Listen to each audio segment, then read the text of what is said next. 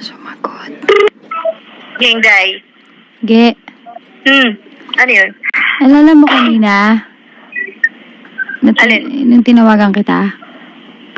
Sabi ko, labas tayo nila Eric. Bakit? Ngayon ba? Pwede naman. Pero pwede mo muna akong kausapin. Tungkol saan? Pakinakabahan naman ako. Bakit ganyan boses mo? Lungkot ko, sige eh. Seryoso to? Away kasi kami niyan. Seryoso? Hindi ko alam gagawin ko. Alam mo, Ge, ikaw lang yung isa sa mga tao na hindi judgmental. Kaya ikaw yung tinawagan ko. Nahiya ako kila Ate Cynthia. Iiyak ka ba? Medyo. Hindi, seryoso. Ang bigat ng puso ko, hindi ako nagbibiro. Asan ka ba? Pupuntahan kita. Asan ka ba? Malapit dito sa Cornerstone. Paikot-ikot lang ako. Ano nangyari? Away kasi kami niyan eh. Bakit nga? Tungkol saan? Sumablay kasi ako. Sumablay na?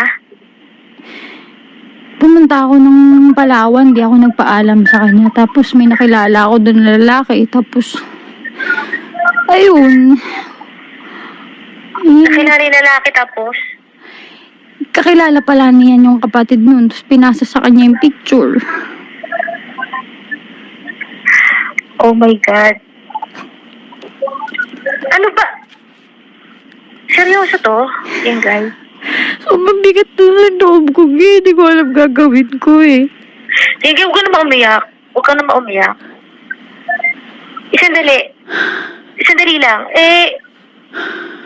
Dapat, Ano ba gagawin ko? Hindi ko alam gagawin ko alam ko, sandali lang. Dapat, pinaliwanag mo kay yan ng maayos. At kung ano yung totoo dapat. Maiintindihan naman niya yan eh. Wala nga eh. First time ko nga siya nakita na galit. Siyempre, hindi kung ano yung mga pinasa na picture. Malamang siyempre lalaki yan. Magagalit yung asawa mo kaya yun. Ano ba?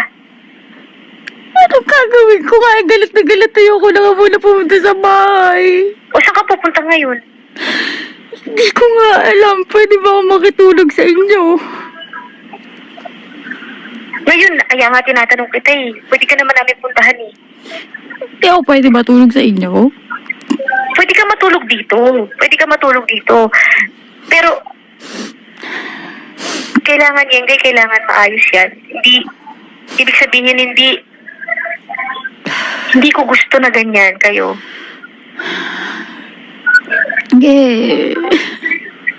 Asan siyan ngayon? Ngayon, nasa bahay. Hindi kayo nahanap?